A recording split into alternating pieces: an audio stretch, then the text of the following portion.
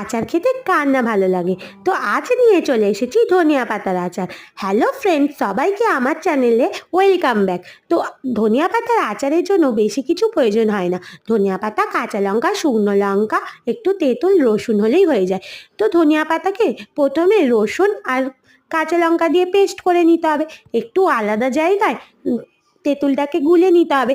তারপরে গ্যাসেতে কড়া চাপিয়ে তাতে গরম হলে অল্প একটু সর্ষের তেল দিয়ে তাতে দুটো শুকনো লঙ্কা ফোড়ন দিয়ে পেস্ট করা ধনিয়া পাতাটা দিয়ে ভালো করে কষিয়ে রান্না করতে হবে। তারপরে দিতে হবে তেঁতুল মাখাটা, সঙ্গে দিতে হবে স্বাদ মতো নুন, হলুদ আর জিরে গুঁড়ো। তারপরে অনেকক্ষণ রান্না করার পরে দেখবেন কালারটা চেঞ্জ হয়ে যাচ্ছে। তো এই ভিডিওটা ভালো লাগলে অবশ্যই কিন্তু লাইক, কমেন্ট, শেয়ার করবেন, কারণ এটা কিন্তু খুব দারুণ একটা টেস্টি আচার। খেলে আপনাদের মন ভরে যাবে। Thank you.